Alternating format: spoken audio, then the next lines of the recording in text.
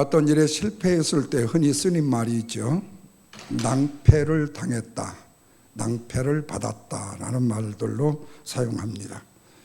그래서 낭패를 당했다라는 이 말은 흔히 좋지 못한 일에서 안 되었을 때 사용을 많이 합니다. 근데 실제로 낭패라는 이 말의 뜻은 좋지 않는 일에만 쓰는 말이 아니라 사실은 좋은 일에 사용되어지는 말입니다. 낭패라는 이 말의 뜻은 뭐냐면 중국에 낭패라는 짐승의 동물이 있었답니다. 그런데 이 낭이라는 동물은 앞다리만 있고 뒷다리가 없다는 뜻이고, 패라는 동물은 뒷다리만 있는데 앞다리가 없다는 뜻이랍니다. 그리고 낭이라는 것은 힘이 세고 강하지만 머리가 나쁘답니다. 그런데 패는 굉장히 순하지만 뛰어난 지능을 가지고 있다라는 말입니다. 그래서 낭패를 당했다라는 이 말이 중국에서는 부족함과 부족함이 서로 만나서 협조와 조화를 이룬다는 뜻으로 좋은 말에 사용을 한다는 거예요.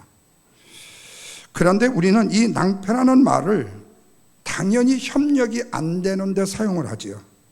그리고 함께 어떤 일이 잘 이루어지지 못했을 때에 쓰는 말로 생각하고 낭패라는 말로 별로 좋아하지 않는다는 겁니다. 낭패를 당했다라는 말이 우리가 흔히 하는 말로 되는 일이 하나도 없다 이런 뜻으로 쓰기 때문이에요. 그런데 우리가 흔히 사용하는 말들 중에서는 이렇게 오해하면서 곡해해서 사용하는 일들이 종종 인용되는 말들이 있는 것을 보게 되어지죠. 이 중에 하나가 바로 낭패를 당했다는 말 중에 하나인 것입니다. 그래서 낭과 패라는 것은 서로 부족한 것을 협력하는 것이 당연한 이치지요. 성경의 고린도전서 12장 12절 이하의 말씀에 몸은 하나인데 지체는 여럿이다. 그래서 교회는 한 성령을 받아서 한 몸이 되었다. 서로 다른 지체가 서로 세워주는 일은 당연하다. 왜? 한 몸이기 때문이다. 그래서 귀가 코를 비난할 수 없고 입이 발을 비난할 수가 없다는 거예요. 지체는 한 몸을 이루기 위해서 하나가 되어져야 된다. 그렇다고 입이 완벽하냐 발이 완벽하지 않음에도 불구하고 서로 조화를 이루면서 부족을 이어가는 것, 그리고 하나로 만들어가는 것. 그래서 교회는 쉽게 말하면 낭과 패가 만나는 곳이 바로 교회가 되어야 되는 것입니다. 다시 말하면 교회는 하나됨을 이루어야 되고 협력하는 것이 교회의 살 길이기 때문에 그렇습니다. 물론 우리의 민족도 마찬가지고 어떤 기관도 하나가 되어져야만이 살 길인데 두 개로 세 개로 마치 한인에 갈라지듯이요, 아니면 무슨 사회적 커뮤니티가 갈라지듯이 특별히 가르는데 일각이 있는 우리의 민족성은 이 낭패에 대한 합력의 조화를 상당히 못하는 기질이 참 많죠.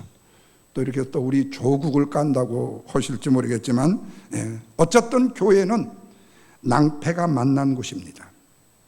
자기의 장점을 가지고 서로 섬겨주는 곳입니다. 오히려 다른 사람의 약점을 비난하고 신뢰하고 다른 사람의 약점을 우리가 흠잡아서 다른 사람을 업신여기고 깔고 뭉개는 것이 아니라 그 약점 때문에 바로 우리가 하나가 될 수 있다는 사실을 누리는 곳이 바로 교회가 되어야 한다. 그래서 교회는 성령의 하나됨과 조화를 확실하게 보증하는 곳이 바로 교회가 되어야 합니다. 뿐만 아니라 하나님의 뜻은 하나님을 이루는 것이라고 할 수 있어야만 돼요. 문제는 하나님의 뜻이 무엇인지 우리가 어떻게 알 수 있는가 하는 거예요. 그렇다면 무엇으로 하나님의 뜻을 알 수가 있을 것인가? 먼저는 하나님의 마음을 알아야 하나님의 뜻을 알게 되어집니다. 그러면 하나님의 뜻을 알기 위해서는 먼저 하나님의 말씀을 알아야만이 하나님을 아는데 성공할 수가 있어요. 그래서 우리는 많은 부분에 있어서 하나님의 뜻을 알기 위해서 하나님의 말씀을 알려고 하지 않고 하나님의 마음을 알려고 하지 않는다는 데 문제가 있다는 겁니다. 그 이유가 왜일까요? 우리는 너무 잘 알죠? 최초 인간 아담과 하와에게 하나님이 에덴의 동산을 지어주셨습니다. 그런데 그곳에서 아담과 하와가 너무 행복한 나머지 뱀의 꾀임에 넘어가서 그 에덴 동산의 행복을 잃어버렸습니다. 그런데 그때 잃어버렸을 때 아담과 하와에게 가지고 있었던 장기가 있었어요. 그게 뭐냐면 하나님의 말씀을 왜곡하는 일이었습니다. 다시 말하면 하나님께서는 정령 선악을 알게 하는 나무의 실과를 먹는 날에는 죽으리라고 말씀을 했는데 뱀이 정말로 그러더냐고 확인을 했을 때에 뭐라고 했는 거니? 죽을까 하노라고 했더라고 말을 왜곡을 시켜버립니다. 그래서 그런지 아담의 후손되어진 우리들이 너무 말을 왜곡하고 말을 너무나도 잘하는 것이 병이 되는 경우가 있죠. 원래 하나님의 말씀은요, 입체적입니다. 그래서 살아있는 말씀이 하나님의 말씀입니다. 그런데 아담과 하와는 하나님의 말씀을 평면적이고 단선적으로 보고 해석을 해서 왜곡을 시켜버렸다는 거예요. 다시 말하면 사단이 가장 좋아하는 왜곡의 장점을 바로 우리의 최초의 인간인 우리의 인류의 시조인 아담과 하와가 이 일을 시작했던 것입니다. 그러나 하나님의 말씀은 단순히 평면에만 갇혀있는 말씀이 아닙니다. 유기적입니다. 통전적이라고 말할 수가 있어요. 그래서 우리가 하나님의 말씀을 배우거나 하나님의 말씀을 읽을 때 먼저 핵심적인 포인트로 보아야 될 점이 뭐냐면 창조하신 구조를 따라서 원리와 그리고 본질을 읽기 시작해야 되는 겁니다. 그렇다면 성경이 말씀하고 있는 본질과 원리는 무엇인가? 그것은 바로 주체는 하나님이신과 동시에 하나님이 창조하신 창조의 구조를 두 가지를 본질과 원리로 생각해야 돼요. 다시 말하면 하나님께서 인간을 창조하실 때에 뭘로 만드셨다고 그랬죠? 하나님의 형상대로 지정의의 인격으로 창조하셨다고 말씀했어요. 그러나 사람이 하나님의 형상대로 만들어진 존재라고 할지라도 그 하나님의 형상을 입은 우리의 인간이 하나님일까요? 하나님이 아니라는 말씀입니다. 그러기에 우리의 하나님의 형상대로 창조된 인간은 언제든지 하나님이 필요한 존재라는 말씀입니다. 다시 말하면 하나님에 대해서 믿음으로 순종해야 될 존재가 바로 하나님의 피조물로 창조되어진 형상으로 창조되어진 우리의 모습이라는 거예요. 그러니까 그런데도 불구하고 오늘 본문의 말씀에 믿음의 조상 아브라함에 대해서 오늘 우리는 어떻습니까? 여러분 아브라함에 대해서 아세요? 이렇게 말씀하고 믿음의 조상이에요. 근데 그 아브라함의 믿음이 어떻을까요? 하나님이 의롭다 여겼어요. 그러면 당신도 아브라함처럼 그 믿음을 가질 수 있나요? 아니요. 우리는 아브라함이 말하면 신들매 감당은 못해요. 다시 말하면 마치 아브라함이 태어나면서부터 아니면은 특별한 어떤 선점을 이끌고 아브라함 같은 사람으로 이 땅에 태어났다라고 생각하는 우리의 편견된 생각 자체가 바로 너무나도 단순하게 아브라함이 하나님의 말씀에 순종했고 전적으로 하나님의 뜻에 따라 살았기 때문에 하나님의 의롭다는 복을 받았다고 말한다는 거예요. 그러나 그것은 오늘 본문이 말씀하고 있는 의미와는 너무나도 다른 것입니다.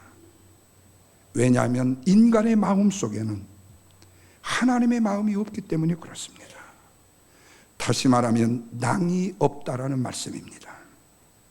앞다리만 있고 뒷다리도 없고 힘은 강하지만 머리가 영 없는 존재라는 말씀입니다.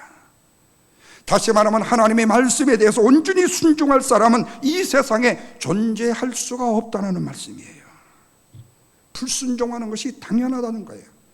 그래서 여러분 아이들을 기를 때 너는 누구를 닮아서 그렇게 말을 안 듣느냐고 말씀하지 마세요. 바로 그 말이 나를 닮아서 네가 말을 안 듣는구나. 그러면 나는 왜 말을 안 듣는가? 바로 우리 아버지를 닮아서. 그리고 우리 아버지는 왜 말을 안 듣는가? 할아버지를 닮아서. 그 할아버지는 왜 말을 안 들었는가? 아담을 닮아서. 그러니까 우리는 핑계거리가 너무 좋습니다. 한없이 핑계할 수 있습니다. 왜?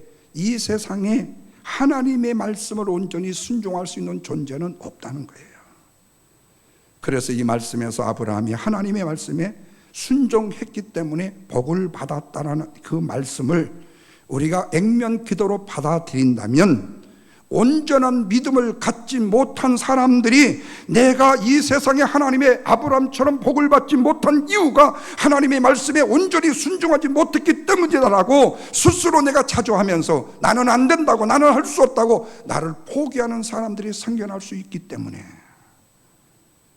그래서 믿음으로 순종하여 복을 받자 이렇게 슬로건을 내건 거 얼마나 좋겠어요. 의도는 좋고 슬로건은 좋습니다. 그러나 하나님의 마음, 하나님의 뜻이 우리 속에 그대로 전달되는 것은 아니라는 거예요.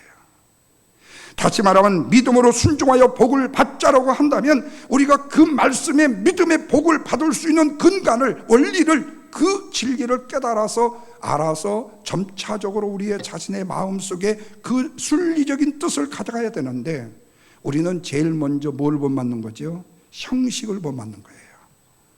목사님이 저렇게 거룩하게 말씀을 하시는 거 보니까 말을 거룩하게 해야 하나님의 말씀대로 순종하는 삶을 사는 것이구나.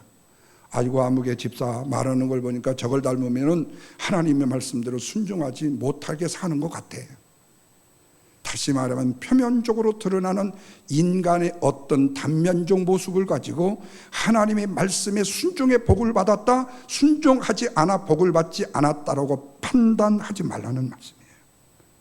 왜냐하면 믿음의 순종이라는 것은 우리의 형식과 외식이나 우리의 행위 자체로 그 뜻을 다 표현하고 드러내고 내가 받아들일 수 없기 때문에 그래요. 다른 말로 말하면 낭이라는 존재가, 내 마음의 낭이라는 존재가 패가 없이는요 하나로 합력하여 우리의 행위와 우리의 마음에 하나님에 대한 사랑을 만들어갈 수가 없기 때문에 그렇습니다. 그래서 우리가 하나님의 말씀 본문 12장의 아브라함의 믿음에 대해서 좀 파헤쳐 보기 위해서 어디 속으로 들어가야 되냐면 11장의 바벨탑의 사건을 통해서 보아야 돼요. 아시다시피 바벨탑 사건은 뭐였습니까? 하나님이 인간이 너무 말을 안 들어서 홍수를 내렸어요. 그래서 거반 죽게 만들었어요. 아니요, 거반 다 죽었어요. 근데 또 후손들이 살았죠. 후에 그들이 하나님을 대적하기 시작합니다. 하나님이 물론 우리를 심판했으니까 이제는 우리가 이 세상을 덮지 못할 정도로 큰 탑을 쌓아서 우리가 그 탑 속에 들어가게 되면 하나님이 아무리 물을 내리고 뭐를 내려도 우리는 죽지 않을 것이다. 그런데 후에 하나님이 그 바벨탑을 어떻게 했어요? 당장에 원자폭탄도 아닌 거 가지고 핵폭탄을 가지고, 핵폭탄이나 원자폭탄이 똑같죠? 예, 어쨌든 부셨습니다. 그런데 하나님은 그 탑을 쌓는 인간의 마음을 보시고 마음이 아프셨어요. 그래서 하나님은 강한 의지를 가지고 아브라함을 부르셨습니다. 아브라함에게 복을 주시려는 강력한 마음을 가졌다라는 말씀입니다. 아브라함이 지역의 유지이기 때문에요? 아닙니다. 그가 훌륭한 감리이기 때문에? 아닙니다. 그가 훌륭한 지위와 훌륭한 권위를 가지고 있기 때문에? 아닙니다. 그는 우상을 만드는 아버지 데라의 아들이었을 뿐입니다. 그래서 아브라함을 불렀더니 아브라함이 가나안으로 가라는 명령을 지체해버립니다. 그리고는 고향을 떠나기는 떠났는데 그 변방 하란의 데라 아버지와 함께 멈춥니다. 하나님은 계속적으로 지르십니다. 아브라함아, 본토 친척 아비집을 떠나 내가 지시할 땅으로 가라고요. 그런데 마침 그 명령을 지연시켰던 아버지 데라가 하란에서 죽습니다. 이제는 뭐가 되죠? 홀몸이 되고 간편한 몸이 됐습니다. 그런데 놀랍게도 하란에 멈추었던 데라의 이름이 뜻이 뭐라고 했죠? 지연시키다, 지연을 시켰다라는 뜻이 돼요. 그럼에도 하나님께서는 아브라함에게 복을 주십니다. 그리고 복의 근원이 되게 하십니다. 그러나 여기서 우리가 알아야 될 것은 그거예요.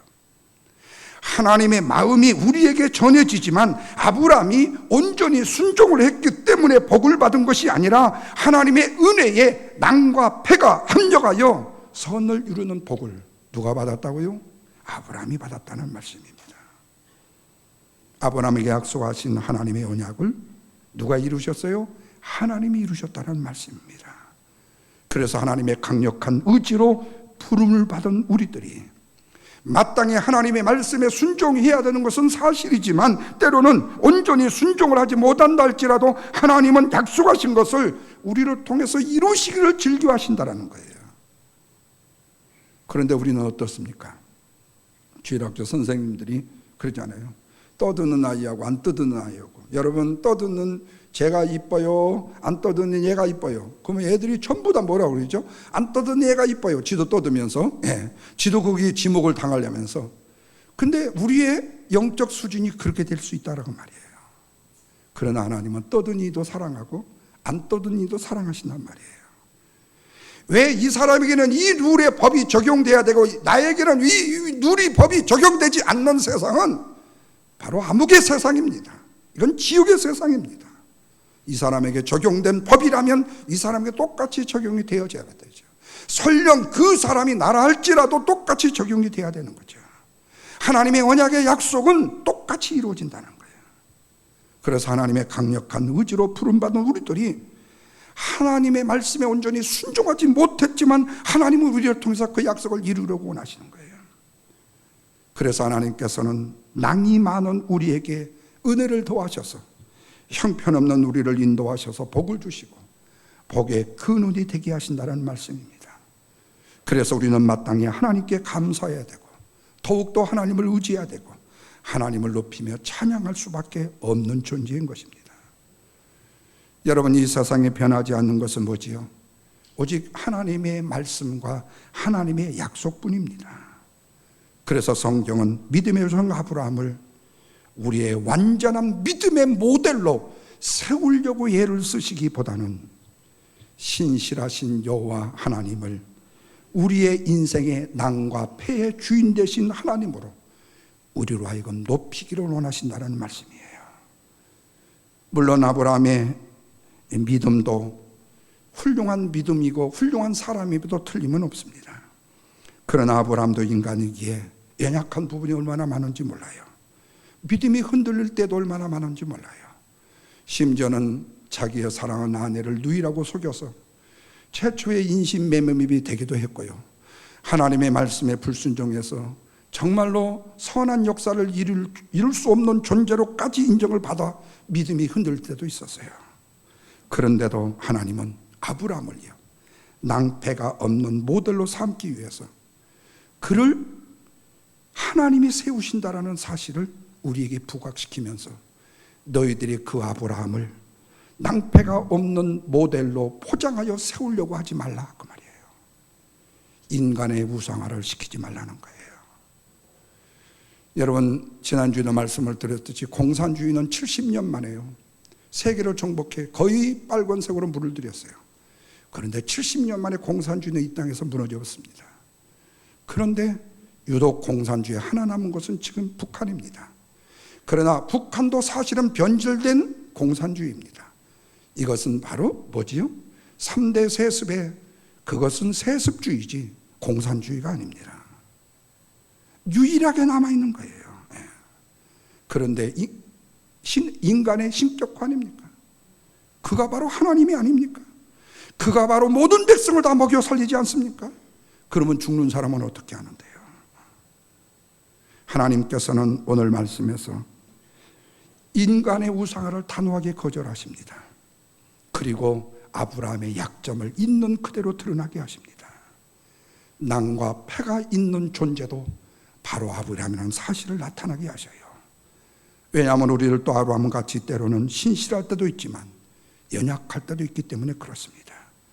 여기서 우리에게 중요한 사실 하나는 뭐냐? 하나님께서는 아브라함에게 하신 약속이 아브라함 때문에 이루어진 것이 아니라 하나님께서 아브라함을 통해서 약속하신 것이기 때문에 아브라함을 통해서 이루신다라는 말씀이에요. 그래서 하나님께서는 아브라함에게 낭과 패를 합력하여 선을 이루셨다고 말씀하고 있습니다.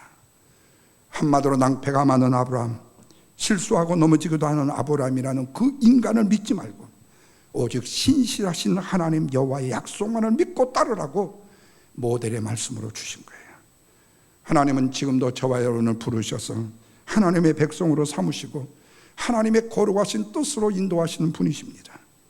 뿐만 아니라 아브라함에 흔들리고 의심하는 우리에게도 아브라함처럼요, 때를 따라 부족과 부족이 만나게 되는 은혜를 내려주시고 끝까지 우리를 붙잡아 주시고 우리를 세워주시는 분이십니다. 그래서 오늘 우리가 가져야 될 신앙은 뭐지요? 오직 하나님 여호와께만 감사하고 그분만을 찬양할 수밖에 없게 되는 것입니다. 그래서 우리는 하나님의 말씀을 통해서 하나님의 마음을 전해받아야 하고 하나님의 그 마음을 우리가 바로 알아야 되는 것이죠. 그러나 이것이 우리에게 지극히 당연한 일로 여겨질 수가 있지만 우리가 현실에 급급하다 보면 하나님의 뜻과 마음의 관계가 없이 하나님의 말씀을 내 생각과 내 편한 대로 받아들일 때가 많다는 거예요. 물론 어느 면에서는 우리가 살아가는 현실 속에서 그 말씀이 그대로 적용이 되어줄 수 있는 경우도 있을 수 있습니다. 왜냐하면 우리가 살고 있는 이 현실을 우리가 다 외면할 수는 없기 때문에. 그러나 중요한 포인트가 있습니다. 그것은 본질적인 것이 왜곡될 위험성이 있다라면 먼저는 하나님의 말씀의 본질이 우선이 되어져야 한다는 말씀입니다. 여러분, 우리가 살아가는 자녀를 튼튼하고 강하게 훈련하기 위해서 때에 우리는 처음부터 단 것으로 살아가는 내 자녀에게 먹여서 좋은 것으로 먹여서 그 좋은 것에 물들게 만들기보다는 때로는 단 것을 주면서 때로는 쓴 것도 주면서 쓴 것과 단 것의 맛을 구별하게 만들고 힘든 것과 힘들지 않은 것에 구별하게 만들어서 스스로 힘든 것의 대처는 이것이고 좋은 것이었을 때 그리고 형통할 때 이것을 어떻게 누리고 유지할 수 있는 방법을 가르치는 것이 현명한 부모의 자녀 교육 아니겠습니까? 하나님이 바로 오늘 우리를 훈련하시는 방법도 똑같다는 겁니다. 성경은 우리의 좋은 생각이나 우리의 사상을 이 땅에 펼칠 수 있도록 하기 위해서 만들어진 성경이 아니라 하나님께서 오늘 우리 인간에게 우리를 도와주시고자 하는 하나님의 뜻을 말씀하신 것이 바로 성경의 말씀. 그래서 하나님의 말씀인 성경을 통해서 하나님의 뜻과 의도를 읽고 하나님의 말씀을 따라가야 되는 것, 그것이 바로 우리의 난과 패를 해결할 수 있는 위대한 능력의 방법이다. 그래서 우리는 기독교를 말하고 말하죠. 은혜의 종교라고 말하잖아요. 우리의 구원은 전적으로 하나님의 은혜로 말미암아 주어진 것이지 우리의 인간의 노력이나 공로는 단 0.001%도 개입되지 않은 하나님의 선물이라는 거죠. 그래서 하나님의 은혜라는 것은 인간이 갚으려고 해야 갚을 수 없는 것이 바로 은혜예요. 뿐만 아니라 하나님의 구원의 은혜는 우리가 느끼고 알고 있는 것보다도 훨씬 더 커서 우리 인간으로서는 다 헤아릴 수 없는 것입니다. 그런데 많은 사람들이 하나님의 은혜를 받으려면 인간의 노력이나 열심의 여부에 따라서 은혜의 양도 달라진다고 착각하고 그렇게 생각하고 있다는 거예요. 그러나 하나님의 은혜를 제한시키거나 은혜의 통로를 좁게 만들 위험성이 있는 일을 해서는 안 됩니다. 인간 중심의 열심과 헌신적인 종교적인 행위와 자기의 선동을 지나치게 강조하다 보면요, 폭포수와 같아야 될 하나님의 은혜를요, 조그마한 초등학교 분수로 제한시킬 가능성이 있기 때문에 그렇습니다. 물론 하나님께서는 열심히 기도하는 사람과 경건한 삶을 살려고 하는 사람에게 부어주시는 은혜가 있을 수도 있습니다. 그러나 하나님의 은혜가 그런 열심과 열정 안에만 국한이 되어진다면 폭포가 아닌 분수로 우리의 은혜가 바뀌게 되어진다는 사실입니다. 뿐만 아니라 우리의 구원에 대한 문제도 심각한 문제로 돌변하게 된다는 말씀입니다. 여러분 알다시피 분수는요, 폭포에 비어서요, 품어져 나오는 물의 양이 얼마나 적습니까? 그리고 전원이 끊어지거나 모터가 망가지거나 물이 고갈되어지게 되면 분수는 더 이상 물을 품을 수가 없습니다. 이렇듯이 하나님의 은혜는요, 인간의 열심과 노력에 의해서 제한받는 영역이 아니라는 말씀입니다. 그런데 대부분의 사람들이 어떻게 말하죠? 기도 잘했냐? 기도 많이 했냐? 예배 잘 드렸냐? 이렇게 잘했는가 못했는가에 관심이 참 많습니다. 그러나 우리는 하나님의 말씀을 통해서 정말로 당신이 살아있는 거예요? 정말로 당신은 영적으로 혹시 죽지는 않았는가요? 그리고 하나님의 말씀이 우리 마음속에 어떤 도전과 감격과 울림이 있었나요? 없었나요? 이것을 보고 느껴야 된다는 말씀입니다. 왜냐하면 하나님의 말씀은 생명력이 있어서 우리의 관절과 골수를 쪼개고 남음이 있을 뿐만 아니라 우리의 인생의 삶 속에 있는 낭패의 그 모든 것들을 변화시킬 수 있는 능력이 있기 때문에 그렇습니다.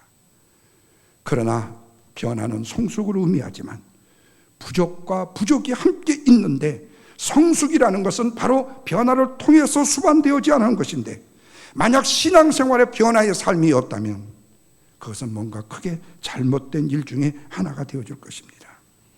사랑하는 성도 여러분, 마지막 결론을 맺습니다. 오늘 본문의 말씀의 아브라함이 누구입니까? 세상적으로 지위가 있는 사람입니까? 누구보다도 훌륭한 집안의 사람입니까? 부모가 훌륭한 사람이 아니었다는 말씀입니다. 한마디로 말하면 인생에 낭과 패가 가득한 사람이었습니다. 낭패의 인생으로 끝날 수밖에 없는 인생이었습니다. 이런 부족한 낭과 패가 있는 그 인생에게 오늘 12장 1절 말씀에서 하나님께서 부르시어 너의 고향 친척 아비 집을 떠나라고 그리고 내가 지시할 갈 땅으로 가라고 명령하십니다. 그리하면 내가 너로 큰 민족을 이루어서 내게 복을 주어 내 이름을 창대케 하리라고 낭패의 인생을 부르셨다고 말씀하고 있습니다. 아브라함의 모든 부족을 다 채워주시다가 일방적으로 하나님이 말씀을 하셔요. 그러자 4절 말씀에서 뭐라고 말하죠?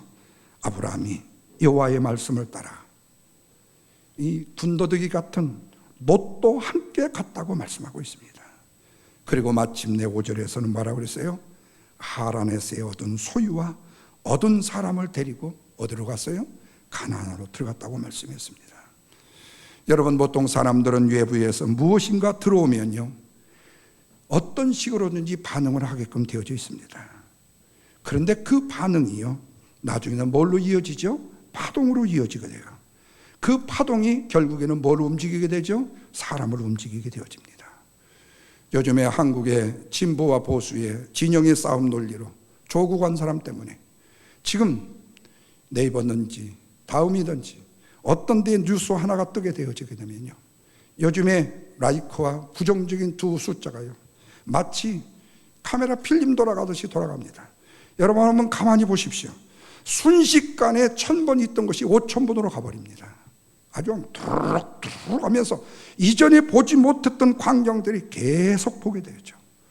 아마 이북에 김정은이가 그 장난을 하는지 모르겠습니다만은 어쨌든요 사람들은 파동에 반응하게끔 되어져 있어요. 특별히 하나님의 말씀을 통한 움직임이라는 것은 그 사람을 변화시키고 그 신앙을 성숙시키게 되어져요. 그래서 우리가 하나님의 말씀을 안다는 것이 우리의 삶을 움직이는 필요한 요소인과 동시에 깨달음이나 다짐과 결심도 필요한 요소가 되어지지만 그러나 그것으로 삶이 변화가 쉽게 일어난다면 얼마나 좋겠습니까? 그런 일이 쉽게 일어나지 않는다는 거예요. 그래서 우리는 하나님의 뜻인 데살로니가전서에 말씀한 것처럼 항상 기뻐하고 쉬지 말고 기도하고 범사에 감사하는 삶을 살아야 되지 않겠는가. 이것이 바로 낭패의 만남이 축복이 되는 길이기 때문에 그렇습니다. 그래서 먼저 항상 기뻐하시기를 주님의 이름으로 축원합니다. 항상 기뻐하는 것이 낭과 패를 영접하는 모습이기 때문에 그렇습니다. 또한 쉬지 말고 기도해야 됩니다. 기도는 자기도 모르는 사이에 낭과 패가 만나게 할 수 있는 블랙박스가 되어지기 때문에 그렇습니다. 그래서 기도는 내가 모르는 필요가 채워주는 과정인 낭이 자기의 부족을 채울 수 있는 패를 만나는 순간이에요. 그래서 우리는 무조건적으로 기도하여 우리의 문제를 채워야 되는 것입니다. 그리고 마지막으로 범사에 감사하는 겁니다. 감사는 상대의 가치를 인정하는 것입니다. 쉽게 말하면 낭이 패의 가치를 인정하게 되는 것이에요. 그래서 인간은 이기기 때문에 감사가 없으면 상처를 주고 의심을 받게끔 하게 되어집니다. 그래서 우리는 어떤 일에도 감사해야 됩니다. 감사는 나의 부족과 나의 위기를 벗어나게 해줄 수 있는 구세주가 되기 때문에요. 마지막으로 남과 패가 모인 인생의 교회에는요, 눈물의 이야기가 끊어지지 않습니다. 감동과 놀라운 간증으로 인하여 일상이 되어지는 뜨거운 사랑의 공동체가 되어지기 때문입니다. 아브라함이 하나님의 은혜로 말미암아 낭패의 문제를 해결받았던 그 감동이 오늘 주님의 영광교회 세우신 믿음의 공동체 위에 함께하는 주의 역사 위에 저와 여러분을 초대합니다. 이 초대의 자리에 함께 거하시기를 주님의 이름으로 축원합니다.